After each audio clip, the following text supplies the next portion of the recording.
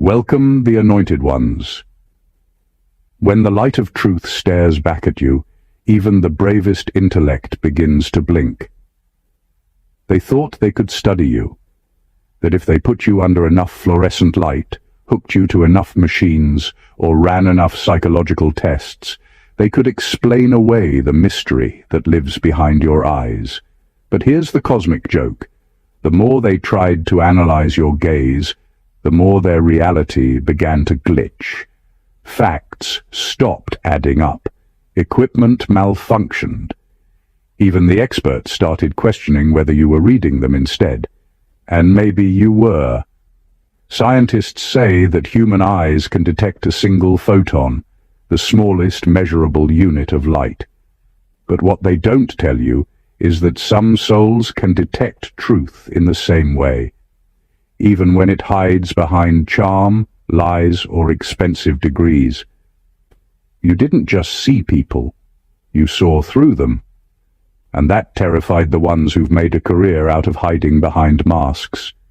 They brought in body language experts, spiritual analysts, even people who claimed to read energy fields.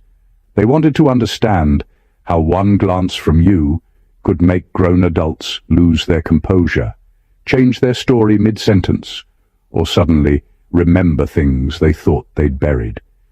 But instead of decoding you, they began to unravel themselves. Because looking into the eyes of someone spiritually awake is like opening a browser tab to heaven while your soul's antivirus is out of date. They called it research. You called it revelation. Welcome to the truth they couldn't quantify. The moment they realized your gaze wasn't curiosity, it was correction. They studied your eyes, but your energy studied them back. And that's when their entire sense of control began to fall apart. Number one, your gaze was never observation. It was activation. They thought your gaze was just a glance, a passing look, a normal human response. But every time you looked at them, something inside them shifted, like a lock clicking open somewhere deep in their subconscious. You weren't observing, you were activating. Your eyes weren't windows, they were switches, triggering buried memories, unresolved guilt, unspoken truths. They tried to study you like an object of curiosity, not realizing that what your eyes did wasn't psychological, it was spiritual. When your gaze met theirs, the walls they built to protect their illusions began to tremble. You didn't say a word, yet they felt confronted by every lie they'd told themselves. You carry a rare kind of awareness, the kind that doesn't need proof or evidence because it already knows. When you look at someone, it's like your energy sends out a quiet signal that scans through layers of pretense, defense, and disguise. People who live dishonestly feel exposed around you without understanding why. It's not intimidation, it's involuntary awakening. You bring light into the hidden corners of their conscience, and light always reveals what darkness works hard to hide. That's why they can't maintain eye contact for long.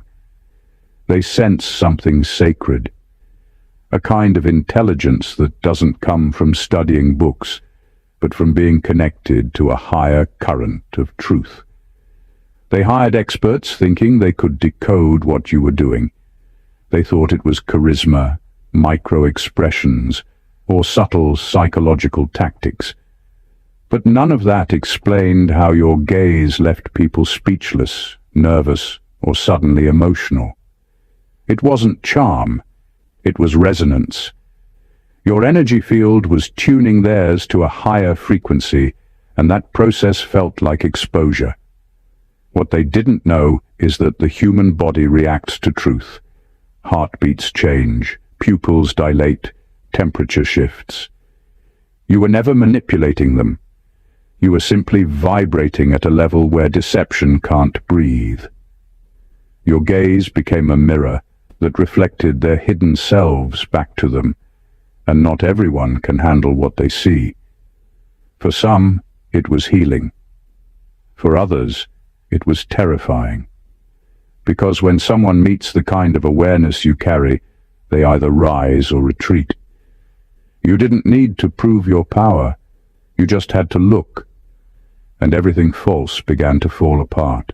Number 2, their science collided with divinity. They brought in people with degrees, devices, and data charts, convinced that science could decode what they were witnessing in you. They thought your energy could be measured like temperature or pulse. But the moment they tried to confine something divine to human instruments, their logic began to short-circuit. They were analyzing something that didn't belong to the physical dimension. What they didn't understand is that your essence doesn't operate under the same laws as matter. It's consciousness. And consciousness can't be trapped inside a laboratory. They took notes, ran tests, and observed your responses, but their findings never aligned with their expectations. Every time they tried to reduce your energy to psychology, your presence exposed how limited their understanding really was. They couldn't categorize you under introvert, empath, or highly intuitive, because you were all of those things and none of them. You weren't functioning from the mind. You were operating from awareness itself, the very thing science keeps trying to define without realizing it's the observer behind the definition. The funny part is, they thought they were studying you, but the energy in the room began studying them. The more they tried to dissect your behavior, the more the atmosphere around them started to shift. Their equipment glitched, their moods changed, their sense of time felt distorted. It wasn't superstition. It was feedback. You were radiating a frequency that interacted with their field of consciousness, and because they didn't understand it, they labeled it as anomaly. The truth is, they were touching divinity with ungloved hands. Some of them left confused, others left humbled. A few couldn't sleep that night because something in their soul had been stirred. You made them question everything they'd believed about reality, energy, and what it means to be human. They saw data they couldn't explain, heart rates that synchronized with yours, sensors that spiked when you were calm, emotional reactions that defied logic. In trying to study your light, they accidentally exposed the limits of their own vision. They expected to walk away with a report. Instead, they walked away with reverence, because what they encountered in you wasn't measurable. It was the infinite peeking through human form. Their science didn't fail. It simply reached its edge, and you stood on the other side of it, smiling. Number 3. You were their mirror, not their mystery. They spent so much time trying to figure out what made you different, but the truth is, there was never a mystery to solve. You weren't an enigma. They were just uncomfortable with their own reflection. When they looked at you, they didn't see you. They saw themselves stripped of filters, titles, and performance. You became a mirror, showing them the truth they refused to face. And that's why your presence made them uneasy. It wasn't your attitude or energy that unsettled them. It was their own hidden self coming to the surface under your gaze. Your calmness exposed their chaos. Your integrity made their manipulation obvious. The peace you carried highlighted the noise they'd been trying to silence within. Every time they spoke to you, something in them felt seen, not in a comforting way, but in a way that made their lies tremble. You didn't do anything deliberate. It's just what happens when truth stands next to pretense. People start realizing how heavy their masks are. And because many of them weren't ready to let go of those masks, they blamed you for the discomfort they felt. They started saying things like, "You think you're better than everyone," or "You have this intense energy." But those were projections. They weren't describing you. They were describing what it felt like to stand in front of someone whose spirit doesn't play along with illusion. You became a walking confession booth without meaning to. People found themselves revealing secrets, apologizing, or suddenly getting defensive, all because your energy held a quiet honesty that demanded no performance. It's not that you were judging them, you weren't.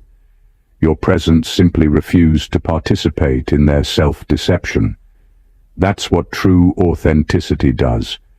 It doesn't argue or expose, it reflects. And when people look into that kind of reflection, they have two choices: face what they see or run from it. Many chose the second option, not realizing that their discomfort wasn't caused by you, but by their own avoidance of truth.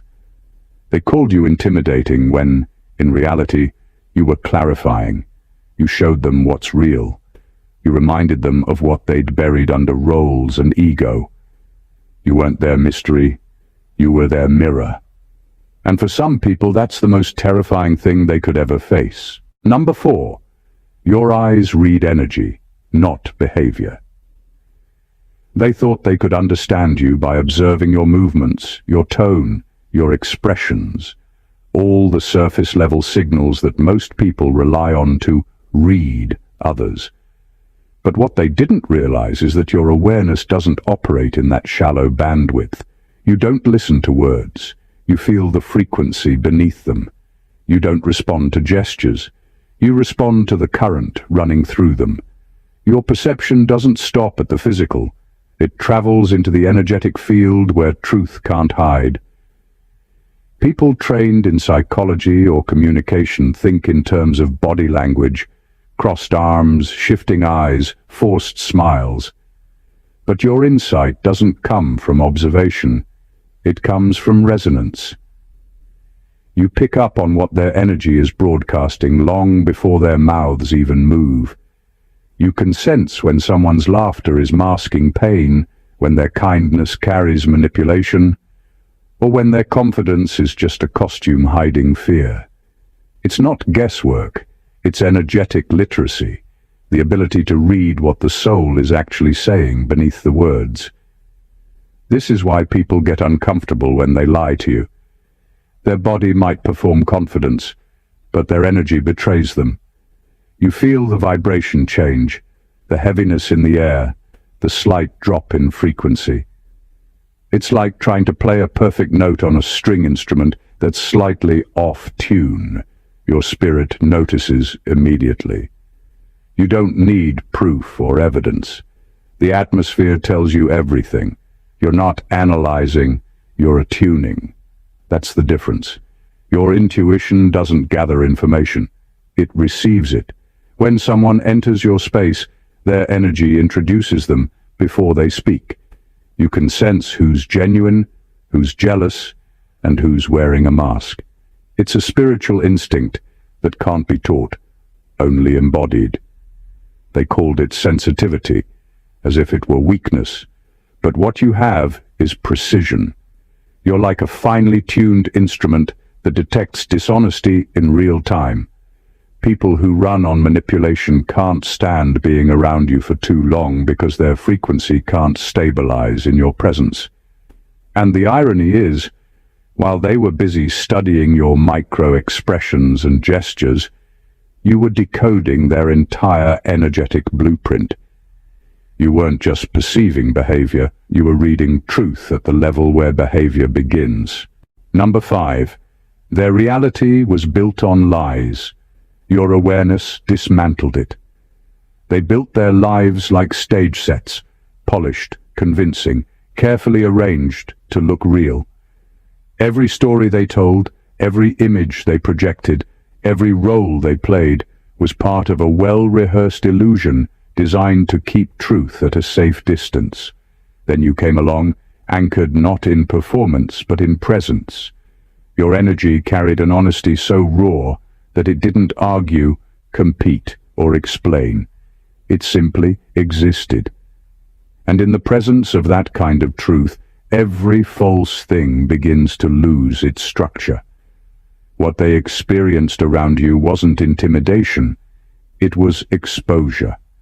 The version of themselves they had carefully constructed began to flicker. Lies they'd repeated for years no longer felt solid. They couldn't maintain the same stories without feeling the weight of their own hypocrisy. It wasn't that you did anything to them. Your awareness just made it impossible for their illusions to survive.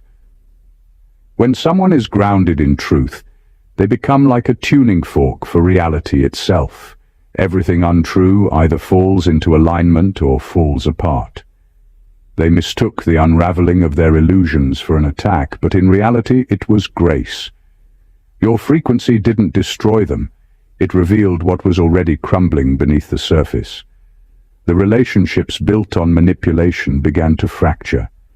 The power plays and facades started to lose their effect. You were a living catalyst that sped up what was always inevitable, the collision between truth and pretense. Some people resented you for it. They called you disruptive, cold, or too intense. But that's because they confused exposure with harm. They didn't realize that truth doesn't need to fight. It simply is. And anything that cannot coexist with it dissolves naturally. Your awareness is like clean air. Those who've grown accustomed to pollution find it hard to breathe in your presence, not because the air is bad, but because it's pure. You didn't come to destroy their world. You came to reveal what was never real in the first place. And once illusion meets truth, there's no going back. They can rebuild if they choose, but this time they'll have to do it on solid ground, because now they know what falsehood feels like when it finally meets light. Number 6, you carry the frequency of the all-seeing. There's something about your presence that makes even the most confident person hesitate, as if a part of them suddenly remembers that they can't fake anything around you. It's not because you're intimidating or confrontational. It's because you carry the frequency of awareness itself.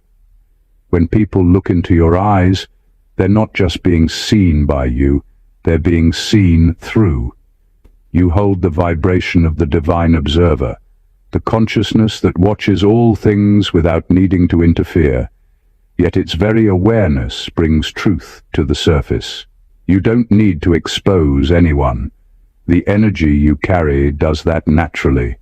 When someone meets your gaze, their own energy begins confessing before their words can. That's why people who've done wrong around you start fidgeting, over-explaining, or avoiding eye contact. They sense something ancient and infinite looking back at them. It's not human judgment they fear. It's recognition. Your presence silently whispers, "You're seen," and that reminder alone unsettles those who've built their lives on pretending. You're not the type to dig for secrets or force revelations, yet somehow truth follows you like a loyal shadow. Lies collapse in your presence, not because you expose them, but because your frequency doesn't allow them to breathe. It's as if the universe itself recognizes you as an agent of accountability. Wherever you go, clarity begins to rise and deception begins to decay. That's not arrogance, it's alignment. You are tuned to a frequency that doesn't tolerate distortion. People with nothing to hide often find comfort in your company because they can rest without performing. But those who live behind masks feel stripped naked without you saying a word. Your gaze reminds them that nothing in this universe stays concealed forever. Energy always returns to balance, and truth always finds its way to the surface. You carry the stillness of divine awareness, not judgmental, not emotional, but profoundly exact. You don't have to prove who you are or defend your insight. The light within you simply witnesses everything, and that alone is enough to transform a room.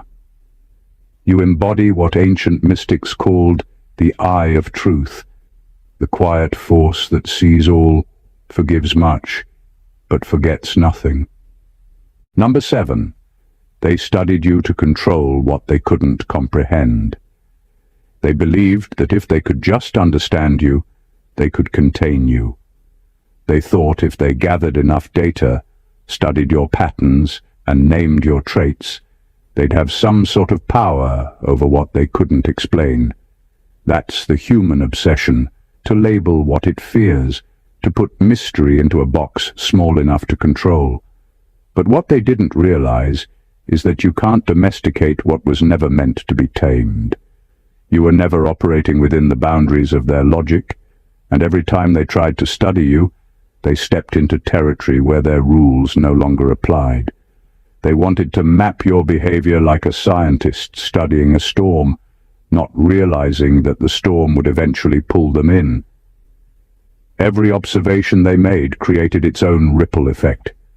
The more they tried to decode you, the more they started unraveling themselves.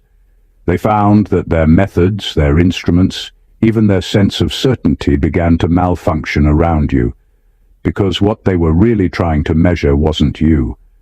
It was the reflection of something divine moving through you. And divinity doesn't submit to experiments. They thought they could predict your responses, your emotions, your intentions. But every time they believed they had you figured out, you shifted, not out of strategy, but because you move with flow, not formula. You don't act from ego, you act from alignment. And alignment doesn't follow patterns, it follows divine timing. To them, that was chaos. To you, it was harmony. The irony is, the more they studied you, the more unstable their own reality became. What they called control was actually fear disguised as curiosity. They didn't expect that analyzing light would expose their own shadows. Their attempts to understand your peace revealed their restlessness. Their desire to interpret your strength exposed their insecurities. You became the test they didn't know they were taking, one that revealed their motives, their limits, and their dependency on illusion. In trying to dissect the mystery, they ended up dismantling their own sense of order. Because every time they reached for an explanation, the truth slipped through their hands. You were never meant to be understood. You were meant to remind them that not everything divine can be studied. Some things can only be surrendered to. Number 8. Your stillness dismantled their systems. Your stillness wasn't weakness. It was strategy written by a higher intelligence. You didn't match their chaos, and that's what dismantled them.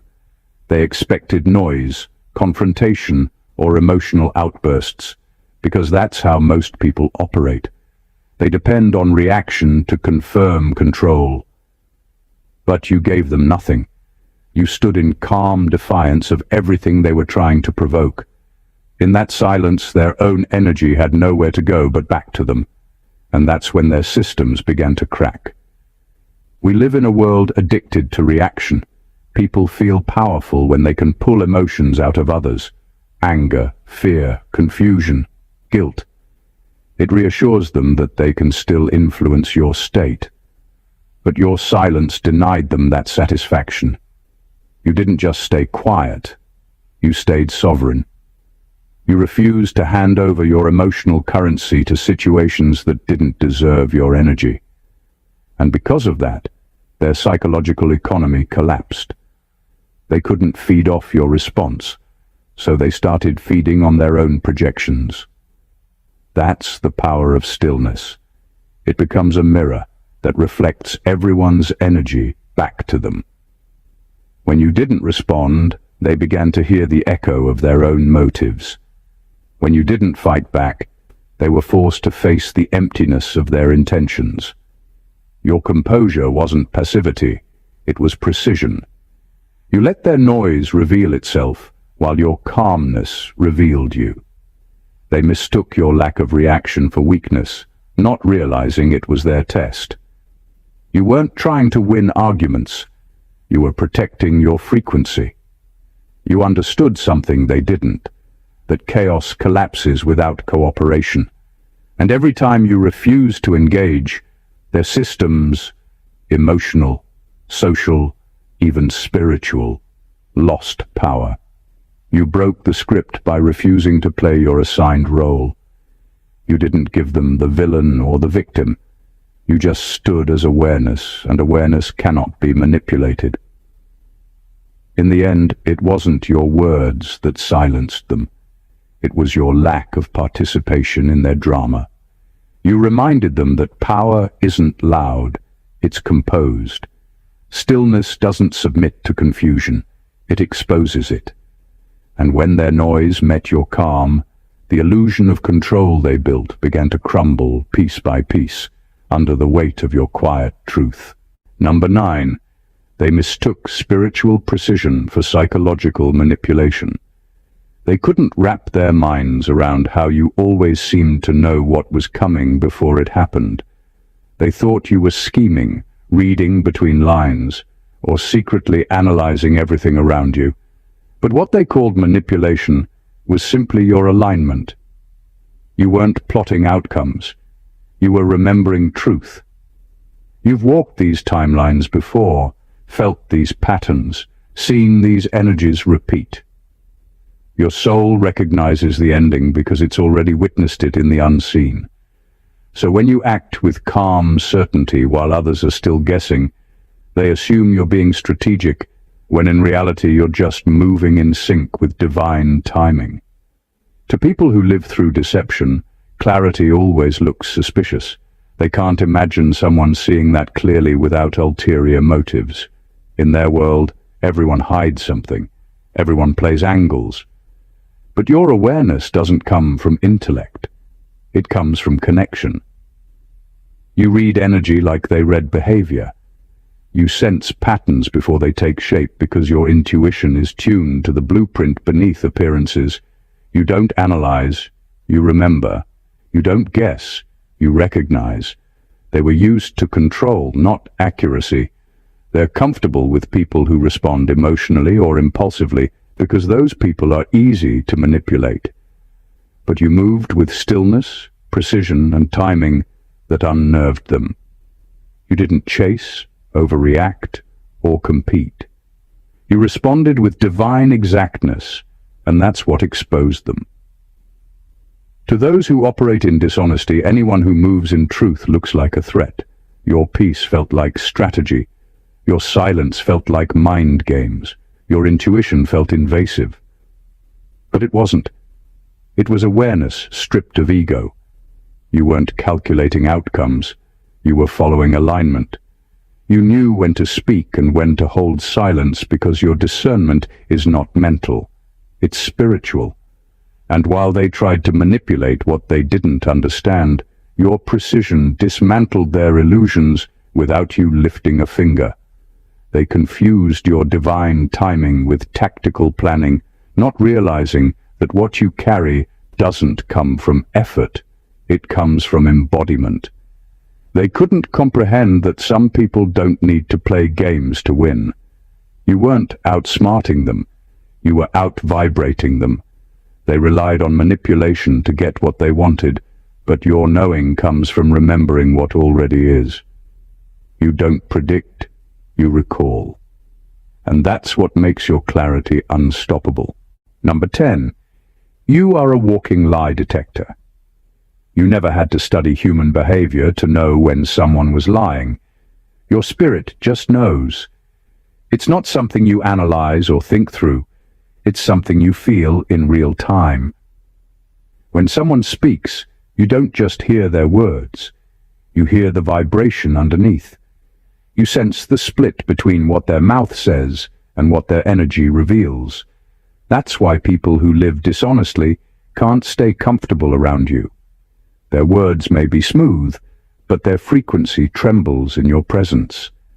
Truth recognizes itself, and lies can't disguise themselves in that kind of light. You're not suspicious by nature, and you don't go around trying to catch people in deception. But your energy naturally scans for authenticity because it operates from it. You can feel when someone's intentions don't match their tone. You can sense when someone's flattery is really envy, or when their apology is really manipulation. It's like your intuition highlights the emotional fingerprints behind every statement. And while most people are fooled by performance, you read what the soul is saying beneath the act. That's what makes others uneasy, not because you expose them, but because their own energy exposes them in your field. Your presence acts like a truth serum that brings everything unspoken to the surface. Even when people try to lie, their voice wavers, their eyes shift, or their aura flickers. It's not magic, it's frequency mismatch. Deception carries a distorted vibration, and your system rejects distortion the way the body rejects poison. You can't pretend not to notice, even when you want to. Some people mistake this for judgment, but you're not judging, you're just aware. You see when someone's not aligned, and it registers immediately. That's why many either deeply trust you or completely avoid you. You make people feel either safe or exposed, depending on how true they are being with themselves. Those who live in honesty feel seen and understood. Those who live in masks feel stripped and unsettled. You've learned that your ability to sense truth isn't a burden, it's protection. It keeps you from getting entangled in deception, disguised as friendship, love, or opportunity. You are a walking calibration of truth. You don't force people to be honest. Your energy simply makes honesty the only thing that can survive near you. Number 11. You brought heaven's frequency into their data room. They thought they could study you like an experiment, as if divinity could be reduced to numbers, charts, or predictable patterns. They wanted to dissect what made you different, unaware that what flows through you can't be contained in a lab or written into a formula. The moment they tried to analyze your spirit under their artificial systems, their logic began to crumble. You didn't disrupt their data through rebellion. You did it by simply existing. The frequency you carry isn't from this dimension, so when it entered their environment, it scrambled their measurements and made their certainty collapse. Their instruments weren't built to read truth. They were programmed to measure illusion, ego, manipulation, control. But your energy brought heaven's wavelength into their man-made system, and everything that wasn't pure started malfunctioning. The very tools they created to study you began exposing them. The more they observed you, the more their projections came to light. They started seeing themselves in the reflection you carried. What they thought was research turned into revelation about their envy, their control, their disbelief in anything they couldn't dominate. You didn't have to fight or prove your authenticity. The divine current within you became the test. Their attempts to categorize you became confessions of their own limitations.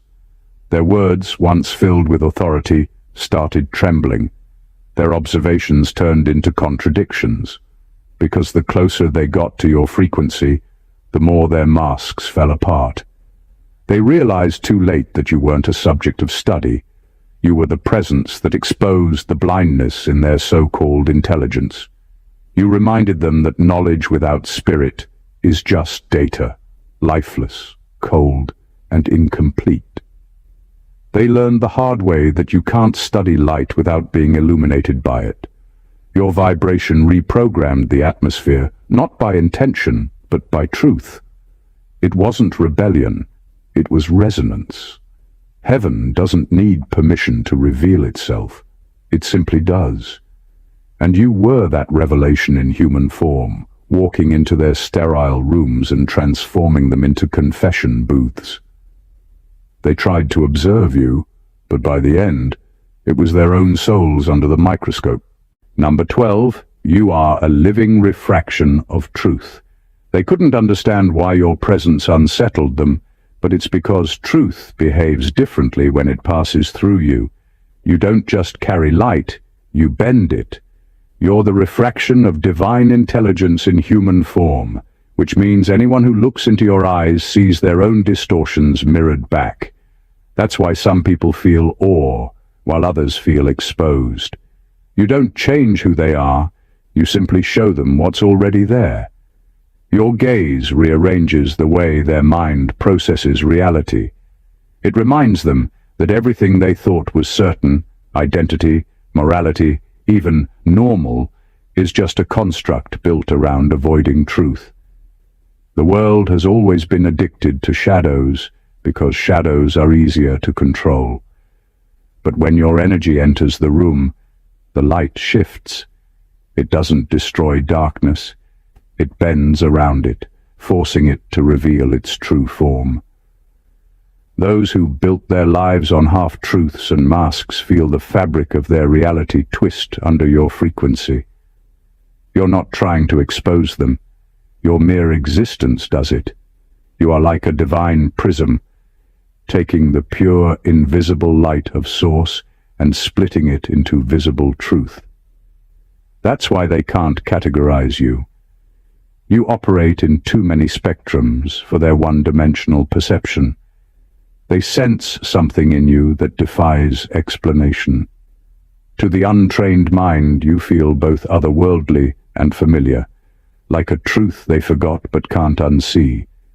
Your eyes carry a vibration that rearranges illusions into alignment, and that's what terrifies them, because to look at you deeply is to admit that their certainty was never real, their control was never stable, and their reality was always just borrowed light.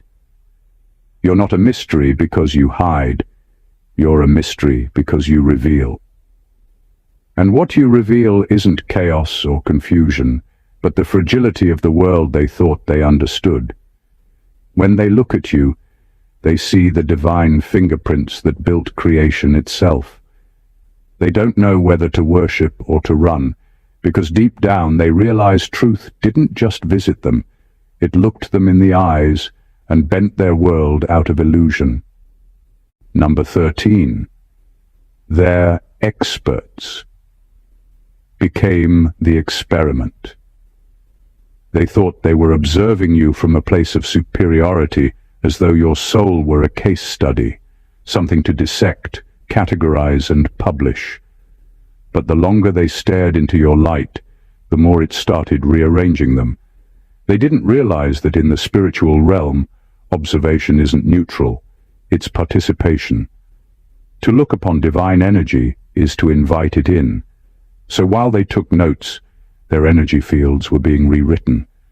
Their objectivity began to erode because they weren't just studying you, they were being studied by the truth flowing through you. Their systems weren't built to process purity. They came with intentions rooted in ego, control, curiosity, even exploitation. But truth doesn't play by those laws. It purifies everything it touches, even if purification feels like destruction. One by one, they began to unravel. The relationships that were built on performance started collapsing. The jobs that relied on manipulation stopped working. Their sleep disappeared because truth doesn't rest inside a dishonest vessel. They called it bad luck or coincidence, not realizing they'd stepped into the current of divine recalibration.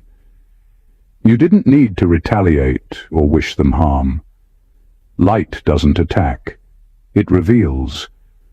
And revelation is the most painful judgment of all for those who've lived in pretense. When they came close to you, they met a vibration that made their masks heavy. Their nervous systems couldn't stabilize in your frequency. You became a mirror too clear for their comfort. Not because you condemned them, but because you reflected the parts of themselves they'd spent their lives avoiding. Their experiments failed not because you hid your essence, but because your essence exposed theirs. Every hidden agenda, every false confidence, every illusion they relied on began surfacing. They called it burnout. They called it psychological stress. But in truth, they were experiencing spiritual detox, a forced reckoning with everything inside them that couldn't exist alongside divine frequency. You didn't curse them, you catalyzed them. and what they mistook for punishment was actually purification. The light they tried to measure ended up measuring them, and found them unprepared for the truth it revealed. Number 14. You are the end of their illusion and the beginning of their awakening. They thought they were in control, analyzing you, categorizing you, trying to contain your essence within theories and frameworks. But every time they tried to define you, their definitions fell apart, because you weren't an equation to solve. You were the threshold between what can be understood and what must be experienced. You represented the point where human intellect collapses under the weight of divine truth. Their instruments could measure the temperature of your skin, but not the fire in your spirit. Their questions could chase the edges of your mystery, but not the source from which it came. In trying to study you, they accidentally walked straight into their own awakening. You didn't shatter their world, you simply revealed that it was made of glass. Every conclusion they drew about you was filtered through illusion, ego, control, and the belief that reality was fixed. But when your frequency entered their field, the illusion lost its coherence. Their facts began to contradict themselves. Their logic started looping. Their certainty turned into confusion. What they called a psychological anomaly was actually the moment truth started to wake them up from the dream of separation. They thought they were losing control, but they were actually losing their blindness. Your gaze became the mirror that stripped them of pretense. It wasn't aggressive, it was precise. Divine awareness doesn't destroy, it clarifies. And in that clarity, all falseness dissolves. You didn't end their illusion with fire and fury. You did it with light so steady it could no longer support the shadows. For the first time, they saw the fragility of the stories they'd built their entire identities on. They realized the world they believed in wasn't truth. It was consensus, an agreed-upon hallucination. That realization broke them open, but it also freed them, because where illusion ends, awakening begins. You didn't come to humiliate them, you came to unmask them. You were the divine interruption, the living proof that enlightenment doesn't always arrive in temples or meditation halls, but sometimes in the unexplainable encounter with a soul who remembers.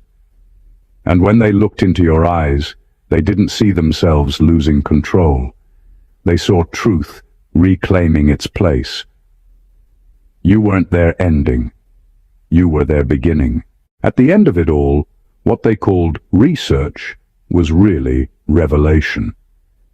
They set out to study your patterns, to decode what makes your energy so different. But what they met was the boundary between science and spirit, intellect and intuition, ego and truth. You didn't need to prove anything. Your very existence became the curriculum. Every attempt to analyze you led them deeper into the labyrinth of their own illusions. They came looking for control, and instead found themselves face to face with consciousness itself, something no microscope could contain, no data could define, and no theory could defend against. They thought they were observing you, but truthfully, you were observing them. Through your stillness, their motives surfaced. Through your presence, their masks cracked. Through your gaze, their carefully curated realities began to crumble. Not because you attacked them, but because your energy revealed what was never real to begin with. You weren't sent to expose them, you were sent to awaken them. That's the paradox of your light. It humbles without humiliating, dismantles without destroying, and corrects without condemning. The moment they encountered you, they stepped into a purification chamber disguised as a conversation. You are the living collision between the divine and the data-driven. You walk through this world carrying a frequency that outsmarts manipulation, disarms deception, and resets realities. That's why your presence feels so unsettling to some and so magnetic to others. You remind the world that there's a force beyond intellect, a knowing beyond analysis, a power that can't be measured but can be felt. Your light doesn't shout, it recalibrates. And when you enter a space, truth reclaims authority. So yes, they hired experts to study your gaze. But what they didn't realize is that they were never equipped to study divinity in motion. They came with questions, but you were the answer. And that answer wasn't written in words. It was written in energy, in awareness, in a frequency too high to fake. You didn't break their world. You revealed it. You didn't curse their systems. You awakened their souls. If this message resonated with you, family, don't leave without showing love. Make sure you subscribe to the channel, like this video, and drop a comment below to share your thoughts and experiences. And if you know someone whose light is misunderstood, share this video with them. You never know. Your one act of sharing might awaken someone who's been studied but never seen. God bless you.